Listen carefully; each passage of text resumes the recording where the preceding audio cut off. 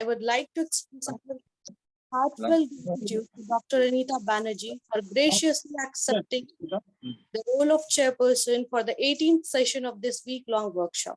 I am sure Dr. Banerjee will bring a wealth of expertise and experience to this session, and we are truly privileged to have her with us through our discussion on the topic entitled Governance, Corruption and Economic Growth. As an esteemed faculty member of Amity University, Tashkent, her contributions to the field of research and her dedication to the academic excellence are widely recognized. She has authored several outstanding articles, worked on several research projects that have made significant contributions to the field.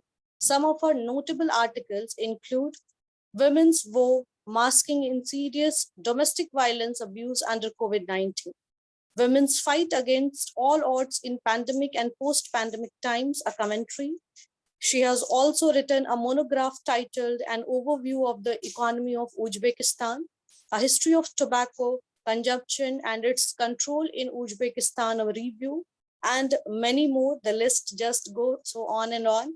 And she has also been invited for a guest lecture in Tashkent Financial Institute on 14th of the March 2022. She has also been appointed as principal in charge of Andaman Law College, worked as an assistant professor in economics at Andaman Law College. She is also currently a member of World Economics Association, and she has been earlier appointed at several key positions. Currently, she is working as head of the Department for Management and IFS departments at Amity University, Tashkent, Uzbekistan.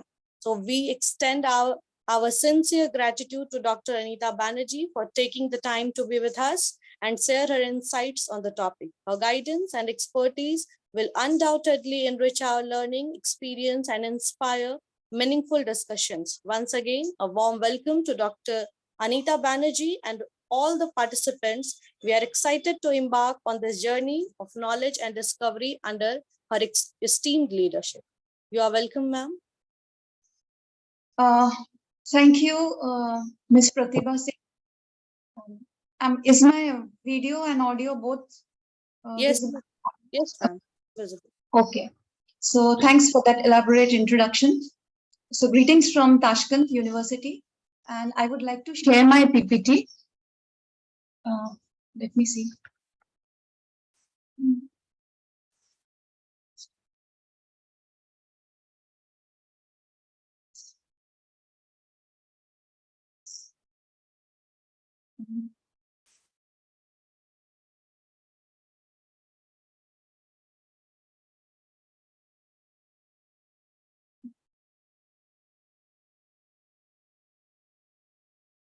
I don't see the. Do I have the sharing rights? Yeah, ma'am. You are a host, so you can share your screen. Okay, just let me see. Share.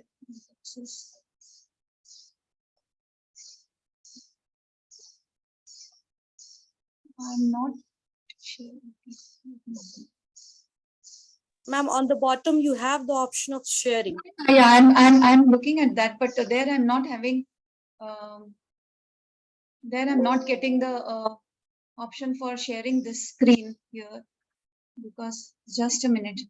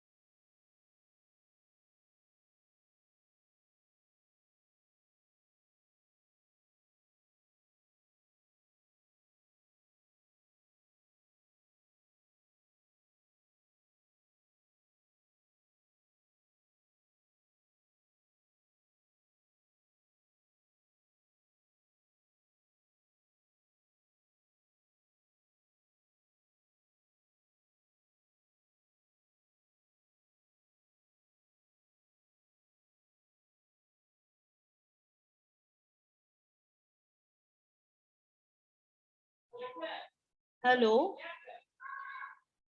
Hello, Yes. sir.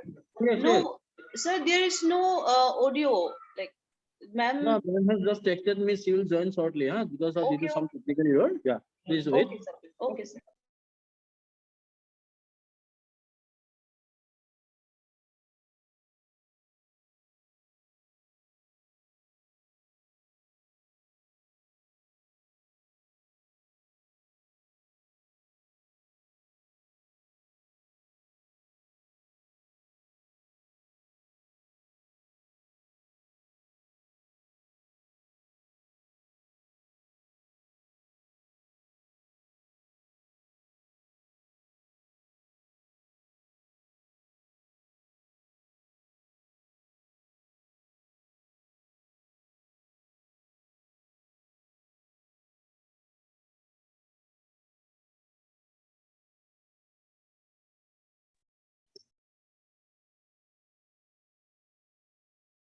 Hello.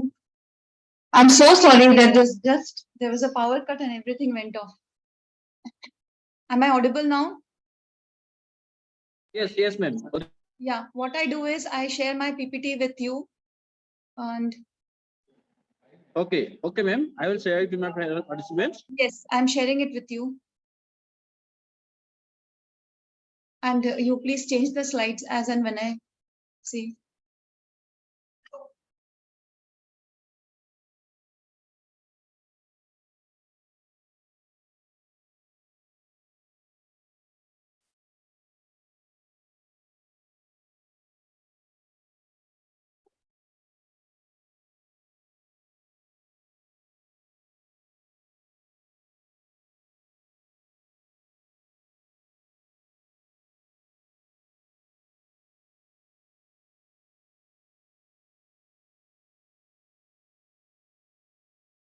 Yeah, I've shared it with you.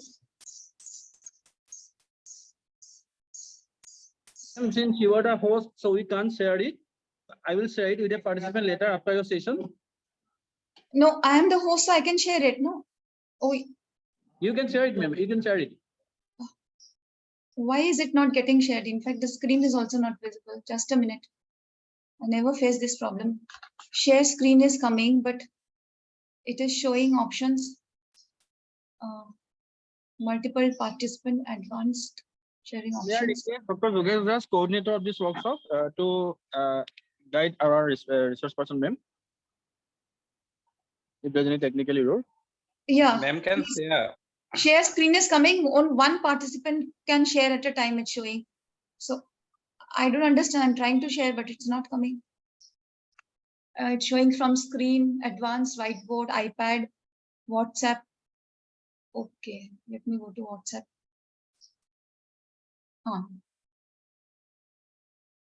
Yes, now see, is it visible? Yes, ma'am. It's The coming. screen is visible? Yes, yes. Right, right. I'm so sorry for taking up so much time, but I Okay, just okay, want to okay, balance. ma'am. Continue, no problem. Okay.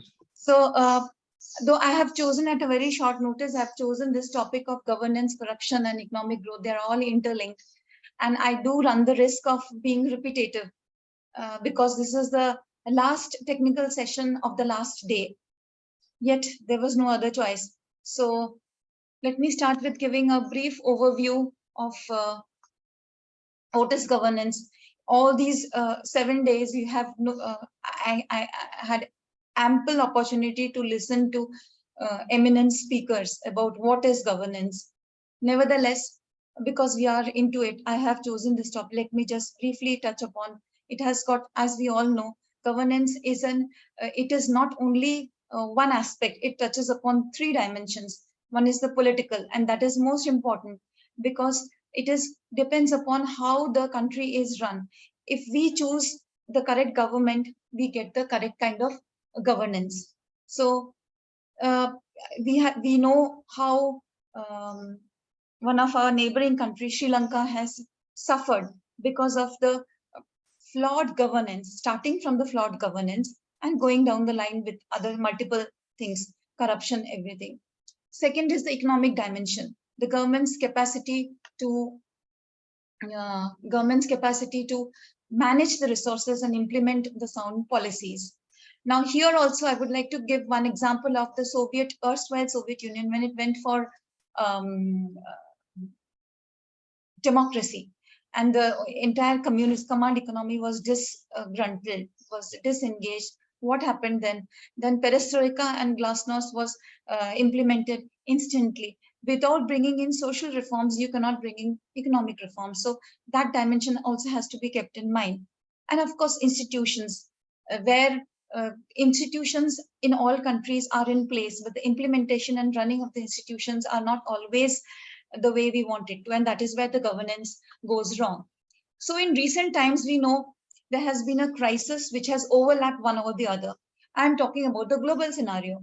So first we had things were running right because we have more challenges to governance compared to what we had previously. First, there was the pandemic, which threw the entire economy of the world out of gear. I mean, we know that the health system, the economy, everything was in shambles. It was at that point in time that the countries across the world realized that, yes, we are not prepared for the worst to come. And it showed that there was some lacuna in in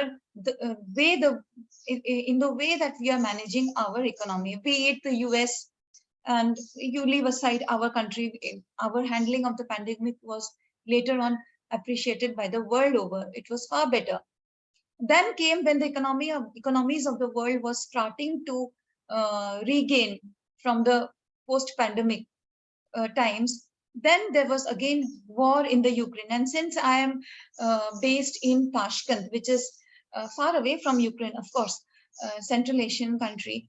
So the impact of Ukraine-Russia war has definitely disturbed the entire world. Prices began to soar high, and there was no way by which we could control the economies of many countries, and particularly the Central Asian countries. Rents went up high, and prices, even in the country where I am working now, Uzbekistan, it was a tough time, and it is still going on, and there is no end to war. Coupled with it, there's a challenge of global warming. All the time we are watching, there's a climate change, and things which we don't expect is happening. So governance involves a holistic view wherein we can take care of every aspect. It is not just we are just managing an institution. It is not just that we are managing, we are controlling corruption. It is an holistic approach where only then a country can progress. And in that, corruption does form an important part, and it depends on how the government of the day is able to take into account all these unforeseen contingencies and move ahead. Therein lies the challenge of good governance, and this will lead to further economic growth. Corruption, United Nations have all SDG goals have said that by 2030 we'll be ending poverty and boosting the sharing the prosperity with the poorest 40% of the people living in the developing world. But it is here that corruption eats up and impacts the poor, the most vulnerable, increases the cost in terms of health, education, justice. Professor Satpathy, I had the opportunity to listen a bit about when he was talking about the capability approach. Sain's capability approach, which is very after my heart. It really tells that development, it is the development of the people and not of the place. If you just count the GDP numbers, that is not development. Development takes place when the people of the area develops, when you pay attention to the social indicators, the health, education, getting justice. And what is development when, and what is good governance is when we ask the people what is their sense of well-being, what we understand by welfare in their terms. And Professor Sen gives an example that if you go and distribute school books to a village where people are hungry and they don't have food, forget about going to school, then that distribution of textbooks becomes absolutely meaningless. So capability approach says that people should be given the freedom to enjoy, the freedom according to their needs. They are distributing a set of bicycles to people living in hilly regions. Makes no sense. They do have, you give them what they want, and that leads to development, and that leads to good governance. So similarly, during the pandemic times, we say how this corruption is impacting growth. This is what it is running through all sides. There have been, I can take an example from, again, Uzbekistan, where again Indians had supplied some kind of medicines to the children, which took away their lives. And subsequently, some Indians were also thrown into the prison for this. I mean, this is the kind of corruption that costs even human lives. Then comes that empirical studies have also shown that it is the poor who are at the receiving end of all kinds of who are at the receiving end of the who are at the receiving end when it comes to bribing people, when it comes to any kind of thing. It is the poor who has to pay the cost, whichever terms and whichever currency you take into accounting. It is and that is why it robs the opportunity of the government for investing in human capital. Higher the rate of corruption, the lower the rate of investment in human capital. Until you invest in human capital, you can never think about developing. This very concept of development underwent a change. First, it was only GDP, the traditional definition of development. We were only counting growth in terms of numbers. The GDP rate 5.6. Okay, the country is growing 7, 8. But what about the vast divide that we are moving into? On one hand, there are getting richer, and the poor are getting poorer.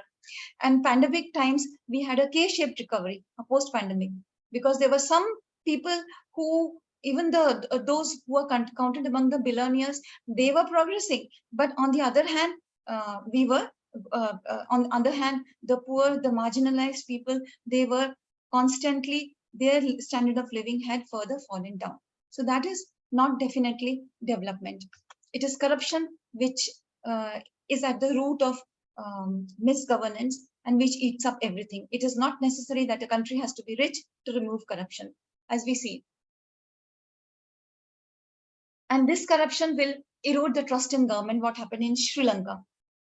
And it is a problem not at any, not for any particular country, but across the globe. Yes, some countries are better managed and some countries are poorly managed, but the problem does persist. Now, if we take a case study of Nigeria's oil sector, we know that Nigeria is a rich country, and oil industry plays a significant role in its economy. And it is the largest oil producers in the African continent, and it's a member of OPEC.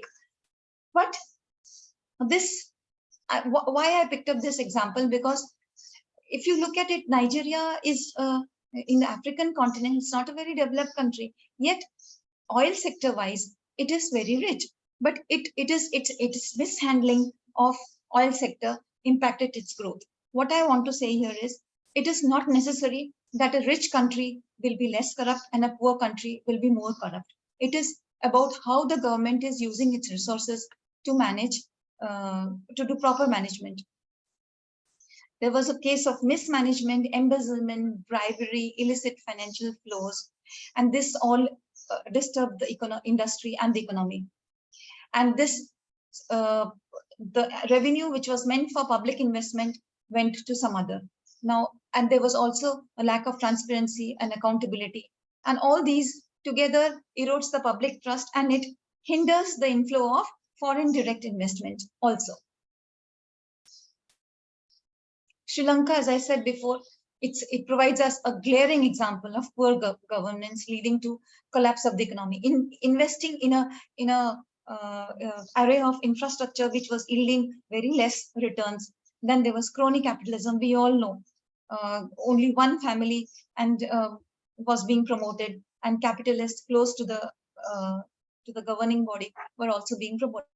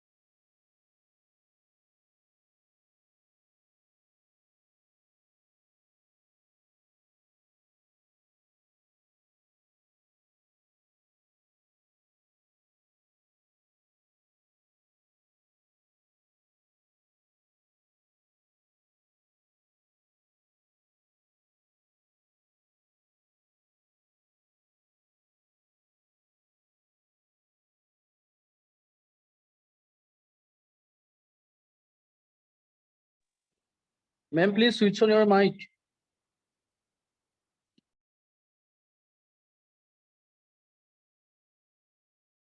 Yeah, constantly heavy rains and there's power cut. It's not in Yeah, my. So thank you. is it okay now? I've Yes, connected okay. it. Is it okay? Okay. Yes, So okay, ma'am.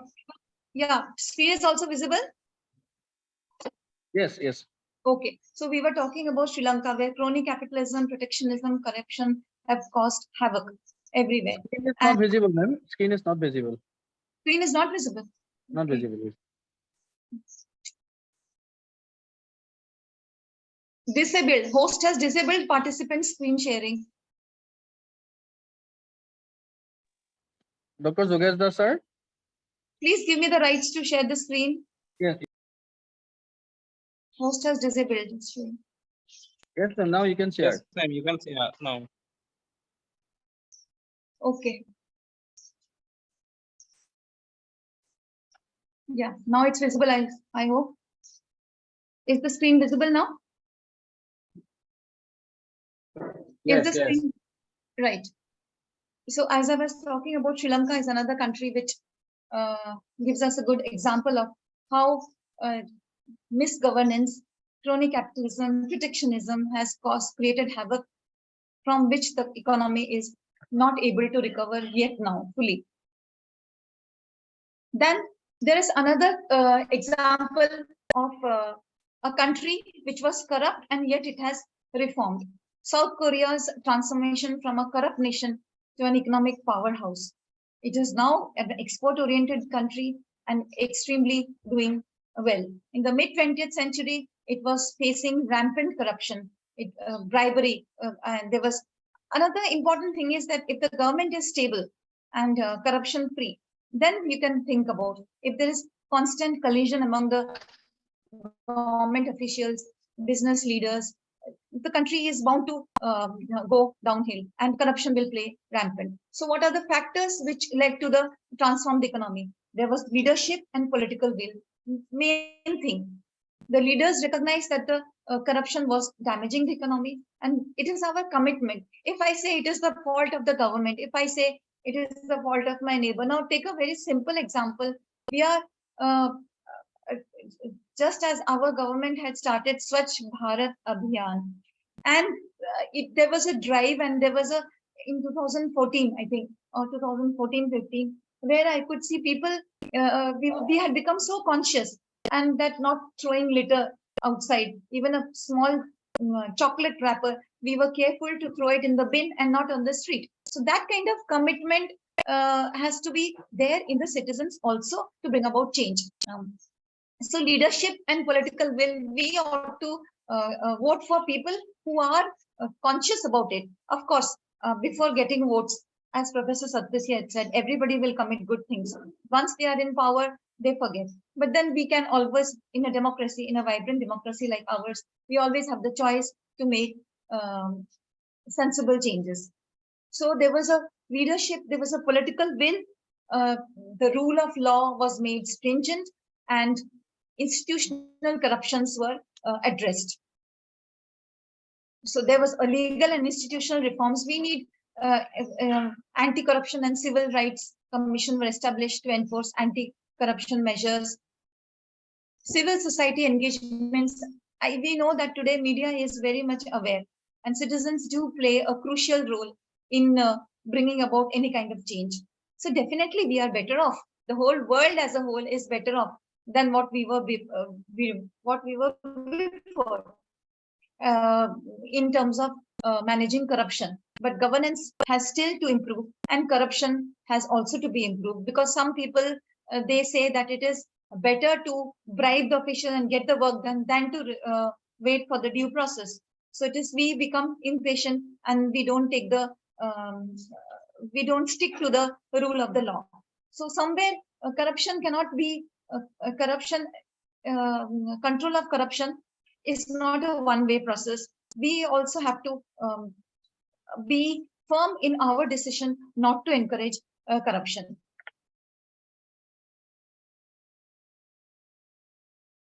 One country which is a good example of good governance is Singapore. Of course, it's a city state and it's easy to manage, but then we cannot shy away. There are many other countries which are small in size and also in population, yet they are not. Singapore is always quoted as a good governance model. It has a strong rule of law and judicial independence. Any person entering the country for work purpose or any other, from that moment onwards, if you furnish a wrong detail to the government, you will be at once tracked and your will be reported. So right from the time you enter the country, your movements are being tracked. You be on the right path. You don't involve in corruption, and then things will be much better. It is very transparent. They have zero tolerance for corruption, and they promote efficient and merit-based public administration. They have stringent laws and regulation, and they have an independent body of anti-corruption, which is very important, which is called Corrupt Practices Investigation Bureau. It's to handle corruption cases impartially.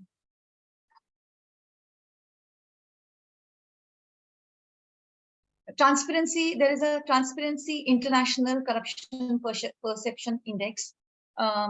Transparency International Corruption Perception Index. It is a non-governmental organization.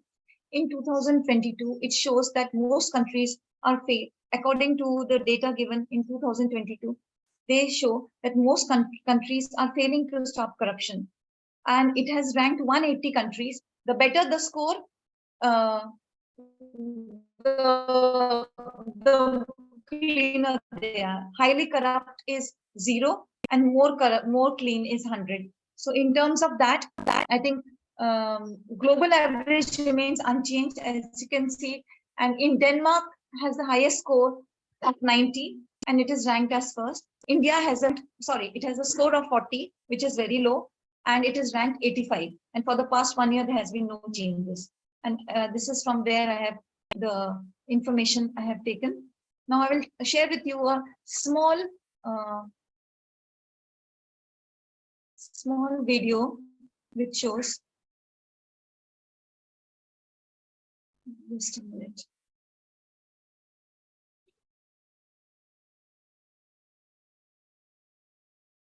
How, according to World Bank, this is how we can stop corruption. It is just talking. Bribery is one form.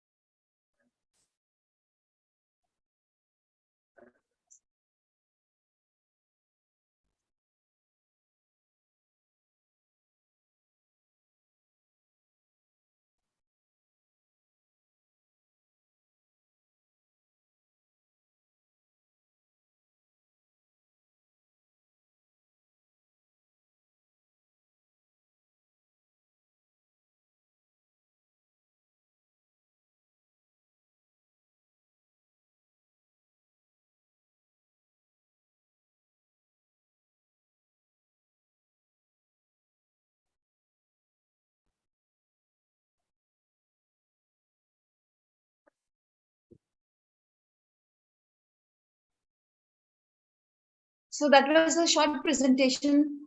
I hope I'm audible.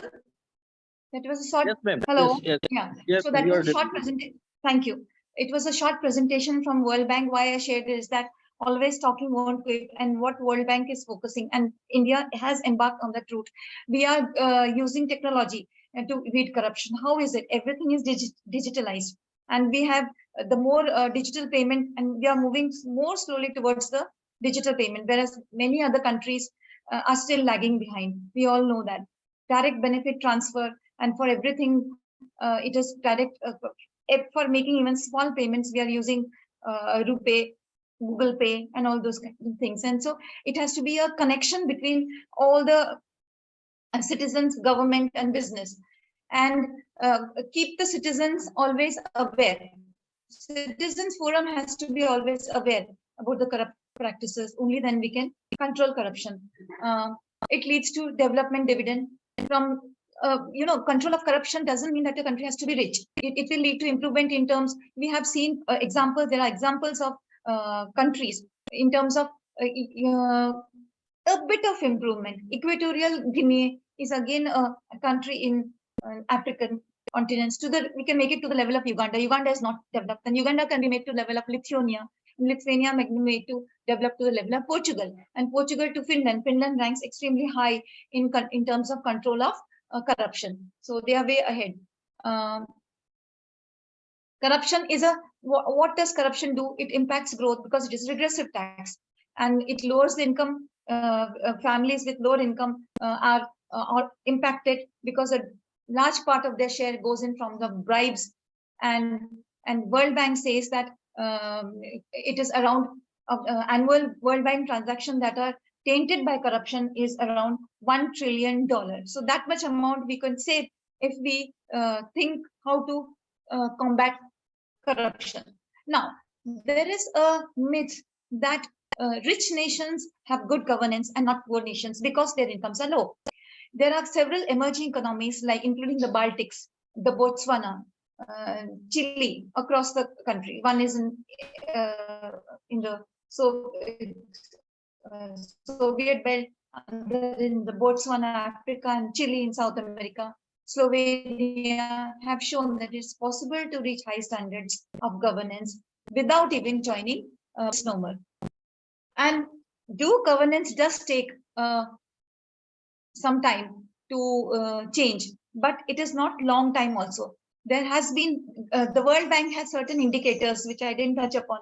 I will share the PPT with you. You can see it later. It can be significant improvements, and I think India have certain indicators to check the corruption. Voice and accountability indicator has improved in countries ranging from Bosnia, Croatia, Ghana to Indonesia, Serbia, and Sierra Leone since 1996. It means there has been some awakening, but not whole.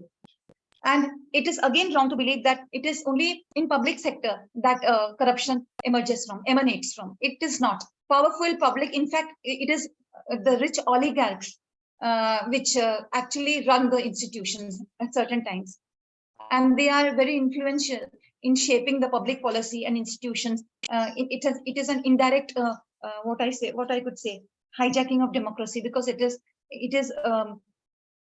the policies are fine-tuned to suit the needs of these oligarchs. Non-governmental organizations can also, we know many non-governmental organizations which are not been approved, they are also siphoning of funds. So our government is quite alert on such things, and we are taking facts, we are taking steps to control it. And sometimes the funding agencies, such as the IFIs, International Financial Institutions, it is not that they cannot, they don't have a role. They can also some way, directly, indirectly, of course, they have a role to play in controlling corruption, because they can ask, because they are funding agency, how the funds are being spent. And this is how. To sum up, what I would say is that it is nothing can be seen in isolation. It is governance, it is the corruption, and it is an alert citizen all together work in a holistic manner to bring about good governance. It is people whom we elect are the people are in power. So unless the citizenry is aware, of course the onus lies on the government, but who is the government in a democracy? It's we, it's our representatives. It is easier said than done, but nevertheless efforts have started and things are moving in the right direction, particularly in the context of India. In the world also, definitely changes are coming around, but there are certain countries which are more corrupt and there are certain countries which are less corrupt. So here I end my presentation, and I am extremely sorry for the interrupted presentation, which was not in my hands. And I'm also grateful to the organizers for having invited me for the presentation, and to Professor Paromita Shah, because she said, and I just agreed. I didn't know what it is, what it was. She was out of station. She just texted me you need to do this. So I agree. That's it. So thank you. Thank you, ma'am. Thank you, ma'am. Now I would like to request the participants to put their questions forth. Sorry for interruption, Pratibha Yes. Singh, madam. You see, due to time constant, we'll now go for interaction with the madam. Ma'am has already told me that she is having a meeting. So I'd like to request our moderator to offer vote of thanks to ma'am. Thank you. Okay, sure.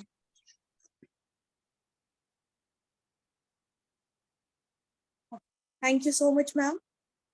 You have very concisely and very perfectly elaborated the concept of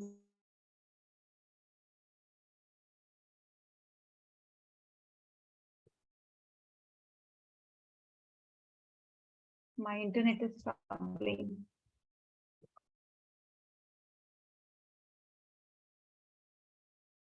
Hello. Am I audible? Sorry for Yeah, the now you're difficulty. audible. My internet is not stable. I'm using my hotspot to. Okay, I think I have some internet